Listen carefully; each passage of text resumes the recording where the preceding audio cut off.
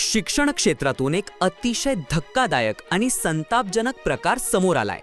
ज्ञानदान करणाऱ्या शिक्षकांचा दरमहा पगार काढण्याच्या मोबदल्यात चक्क लाखो रुपयांची अवैध वसुली केली जात असल्याचा खळबळजनक प्रकार बुलढाणा जिल्ह्यातील खामगावात उघडकीस आलाय. थक्क करणारी बाब म्हणजे ही लाच रोख स्वरूपात नाही तर थेट फोनपेद्वारे डिजिटल माध्यमातून घेतली जाते. या प्रकरणी बुलढाणा लाचलुचपत विभागाकडे एसीबी एक निनावी तक्रार दाखल झाली असून संपूर्ण शिक्षण विभागात एकच खळबळ उडाली आहे. धक्कादायक बाब म्हणजे खामगावच्या गट शिक्षणाधिकाऱ्यांनी अशी सिस्टीम आधीपासूनच सुरू आहे अशी जाहीर कबुलीच दिली आहे. पाहुयात हा रिपोर्ट.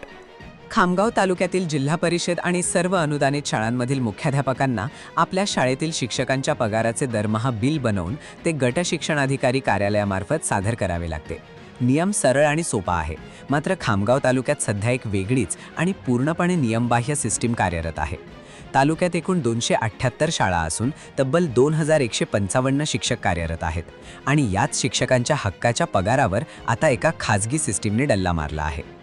आरोप आहे की एका जिल्हा परिषदेच्या शाळेतच सहाय्यक शिक्षक म्हणून कार्यरत असलेला रामेश्वर शेरसिंग मछले नामक शिक्षक हा बहुतांशी मुख्याध्यापकांचे काम बेकायदेशीरपणे करतो. तो स्वतःच सर्वांचे पगार बिल तयार करतो, वैद्यकीय बिले तयार करतो. एवढेच नाही तर तयार केलेले पगार बिल खामगावचे गट शिक्षणाधिकारी गायकवाड यांच्या शासकीय कार्यालयात बसून स्वतः गायकवाड साहेबांचा अत्यंत गोपनीय असलेला लॉगिंग आयडी आणि पासवर्ड वापरून ही बिले शासनाकडे अपलोड करतो. हे बिल व वैद्यकीय बिले तयार करण्यासाठी मछले प्रत्येक शिक्षक 300 ते 500 रुपये व वैद्यकीय बिलासाठी 3 ते 5,000 रुपये घेतो, तेही ऑनलाईन आपल्या फोनपेवर. वर्षभरात सर्व शाळांमधून अंदाजे 6 ते 7 लाख रुपये बेकायदेशीरपणे गोळा केल्याचा आरोप करण्यात आला आहे. या संपूर्ण डिजिटल भ्रष्टाचाराविरोधात एका जागृत नागरिकाने थेट पोलीस अधीक्षक अँटी करप्शन ब्युरो बुलढाणा यांच्याकडे निनावी लेखी तक्रार दाखल केली आहे. तक्रारदाराच्या मते हे सर्व आर्थिक व्यवहार डिजिटल माध्यमातून झाल्यामुळे संशयित शिक्षकाच्या मोबाईल क्रमांकाचे बँक स्टेटमेंट तपासल्यास या महाघोटाळ्याचे ठोस पुरावे सहज उपलब्ध होऊ शकतात. कॅमेरासमोरील अशी सिस्टीम आधीपासूनच सुरू आहे अशी कबुली देताना खामगावचे गट शिक्षणाधिकारी गायकवाड. सगळ्या महाराष्ट्रात सेम प्रोसेस आहे. जे काय संपूर्ण महाराष्ट्रात पुऱ्या तालुक्यात सिस्टीम अधिवेशन सुरू आहे ना, आता बातम्या लागले की ऑटोमॅटिक महाराष्ट्रात सगळं पण चौकशी राज्यात ह्या प्रकारचं बुलढाण्यात असा विषय तर मग राज्यात तो विषय नाही. आम्ही आपलं काम आहे, आमचं काम आहे तुमच्यापर्यंत पोहोचणं. तुमची काही बाजू असेल तुमची बाजू हे करून घ्या ना. तक्रार त्या मस्ते साहेबाची होती. आम्हाला आता माहिती भेटली की तुमच्या लॉगिन मधून ते बिल सबमिट करतो. तयार ते करतो पण सबमिट तुमच्या लॉगिन मधून करतो. आमच्या लॉगिनमधून शिक्षक जे आहे, आमच्या लॉगिनमध्ये काम जरी करत असला तरी त्याचे OTP वगैरे BOला येत असतात.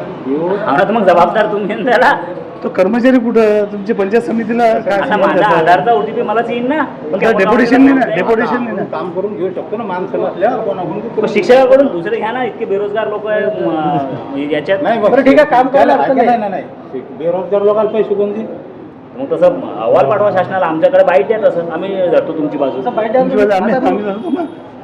1500 घेणं बरं ठीक आहे, काम करण्याला 500 घेणं नाही. हे जे आहे का नाही, हे जे पैसे तुम्ही म्हणता का नाही घेतले जातात, हे पैसे मुख्याध्यापकाकडून त्यांचं बिल तयार करून देतात. हे लोक ते घेतात आणि मुख्याध्यापकाला जरुरी नाही की त्यांनी याच्याकडूनच घेतलं पाहिजे. ते ठीक आहे, सायबरच्या पेवरही बनवू शकतात. ते कुठूनही बनव, पण शिक्षकाकडून असं बनवू शकतं का? ते त्याच्या साडेसहा अभ्यासक्रम सोडून इथं बसू राहिला. इथं तुमच्या पगार आहे, लाख रुपये पगार आहे. तुमच्या लॉगिंग मध्ये तो वापरून जॉब करून आला, वेगळा जॉब करून आला. वेगळा जॉब आहे तो. प्लस ऑनलाईन पैसे करू ना. ऑनलाईन प्रत्येक म्हणजे माझं बिल बनवलं तर माझे ऑनलाईन 300 घेतलेले आहेत. केलेल्यामध्ये विशेष पद दिला आहे तयार करण्यासाठी. असं काही नाही आहे. तुमची एक बाजू काढून द्या म्हणजे आमचं होऊन जाते. म्हणजे एकतर्फी गेली नाही बातमी का? तुम्हाला असं वाटलं नाही एकतर्फी तुम्हाला हे पण तक्रार आली त्या हिशोबाने आलो आतापर्यंत. गट शिक्षणाधिकारी गायकवाड यांनी दिलेली ही कबुली अत्यंत धक्कादायक आणि संपूर्ण प्रशासकीय व्यवस्थेचे वाभाडे काढणारी आहे. एका शिक्षकाने दुसऱ्या शिक्षकांच्या हक्काच्या पगारातून महिन्याला लाखो रुपये उकळायचे आणि वरिष्ठ अधिकाऱ्यांनी त्याला आपला गोपनीय पासवर्ड देऊन मोकळे व्हायचे. हा प्रकार अतिशय गंभीर आहे.